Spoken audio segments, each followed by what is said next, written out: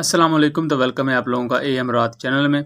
आज 3 बहुत अहम अपडेट्स पर बात करने वाले हैं। पहली पाकिस्तान के अकंची ड्रोन्स के हवाले से, दूसरा बांग्लादेश के F7 एयरक्राफ्ट के हवाले से और तीसरी अपडेट इंडिया के साबका एयर चीफ के अहम बयान के हवाले से। लेकिन वीडियो में आगे बढ़ने से पहले आप चैनल को सब्सक्राइब कर लें एंड हमारी वीडियोज़ को शेयर कीजिएगा। पाकिस्तान और आज़रबाईजान के ऑफिसर्स का एक दस्ता टर्की में मौजूद है और वो ट्रेनिंग ले रहे हैं कंचे ड्रोन्स के फ्लाइंग टैक्टिक्स की। ये खबर कंफर्म कैसी होती है कि रिसेंटली उनकी फैसिलिटी से कुछ तस्वीर ये निकलकर सामने आई जिनको उन्होंने खुद रिलीज़ करवाया, जिसमें पाकिस्तान और आज़रबाईजान के ऑफिशियल्स को देखा जा सकता है और इनको कंचे ड्रोन्स के जितने भी प्रोज एंड कॉन्स हैं उनके बारे में और उनकी जितनी भी फ्लाइंग टैक्टिक्स हैं जो कि वॉर में यूज़ होंगी वो सिखाई जाएंगी। क्योंकि नॉर्मल ड्रोन को ऑपरेट करना ये वैसे भी सीखा जा सकता है। ये ऑब्वियसली जो ड्रोन पायलट्स हैं वो जानते हैं, लेकिन हर ड्रोन के अपने कुछ करैक्टरिस्टिक्स होते हैं, कुछ नए फीचर्स होते हैं। उन नए फीचर्स के लिए आपको अलहदा से ट्रेनिंग लेनी पड़ती है और ये बहुत खुश आइन बात है कि पाकिस्तान बहुत जल्द इन ड्रोन्स को लेने जा रहा है और इंशाल्लाह अगले साल के शुरू में ही ये ड्रोन्स पाकिस्तान पहुँच जाएंगे। दूसरी अपडेट की बात करें तो बांग्लादेश ने अपने F7 एयरक्राफ्ट के लिए टेबर लेज़र गाइडेड बॉम्ब्स को खरीदा है टर्की से।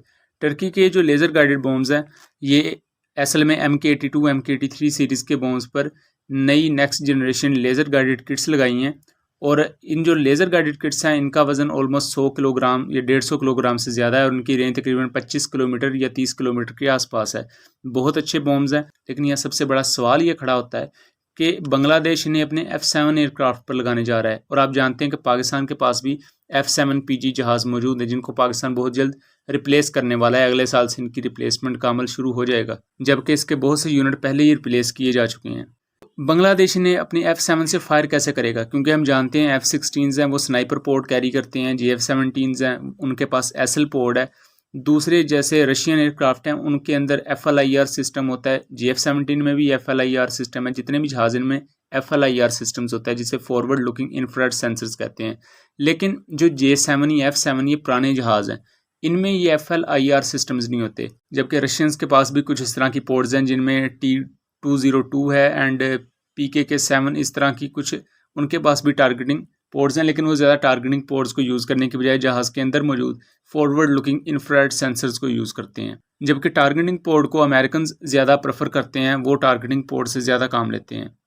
सबसे बड़ा इस वक्त क्वेश्चन ये है कि F7 फायर कैसे करेंगे इन लेज़र गाइडेड बॉम्ब्स को, क्योंकि F7 एयरक्राफ्ट डम बॉम्ब्स या अनगाइडेड बॉम्ब तो फायर कर सकते हैं, लेकिन बेसिकली F7 एक इंटरसेप्टर एयरक्राफ्ट है, उसे air to air missile fire करने के लिए बनाया गया, पॉइंट डिफेंस के लिए। लेकिन उस पर ये लेज़र गाइडेड बॉम्ब्स कैरी करते हैं तो टारगेटिंग पोर्ट या FLIR सिस्टम ना होने की वजह से ये उसे कभी भी गाइडेंस प्रोवाइड नहीं कर सकेंगे।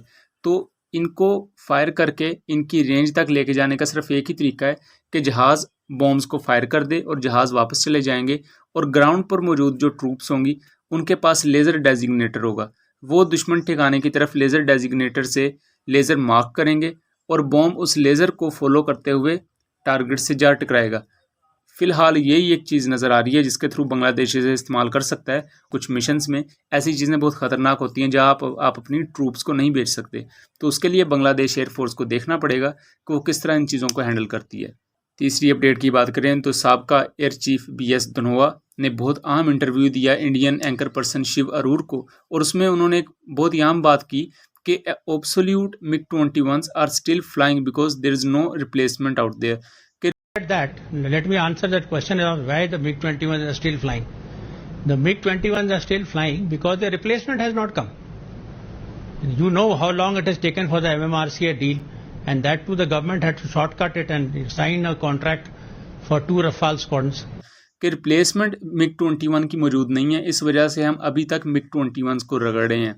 अभी भी इंडिया ने कहा है हम 2025 तक MiG-21 को फेज़ बाय फेज़ रिप्लेस करेंगे, मतलब 100 से ज़्यादा MiG-21s हैं, उनको एकदम ही अगर ये रिप्लेस कर दें तो बहुत बड़ा खला पैदा हो जाएगा और अभी इंडियन एयरफोर्स ये चाहती नहीं है खला पैदा हो।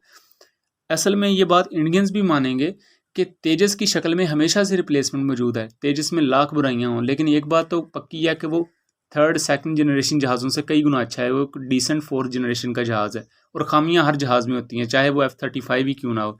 रिसेंटली F-35 तक को ग्राउंड कर दिया गया है, उसमें कुछ मसले मसाइल आए हैं उसकी इंजन के पुर्जों में और उसकी इजेक्शन सीट में। लेकिन इंडियन एयरफोर्स क्या काम करती रही है, बजाय के जहाज़ को एक्सेप्ट करने के, जब भी हिंदुस्तान एरोनॉटिकल लिमिटेड जहाज़ बनाती थी इंडियन एयरफोर्स कह देती थी नहीं, अब हमारी रिक्वायरमेंट बदल गई हैं, अब हमें इसमें मज़ीद तब्दीलियाँ करके दें, जिससे प्रोजेक्ट लेट पर लेट होता चला गया है।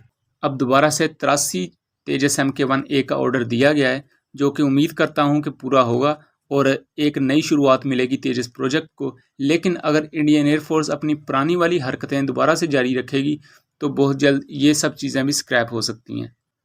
तो उम्मीद करता हूँ चीज़ें क्लियर रही होंगी। मिलेंगे अगली वीडियो में, तब तक के लिए अल्लाह हाफिज़।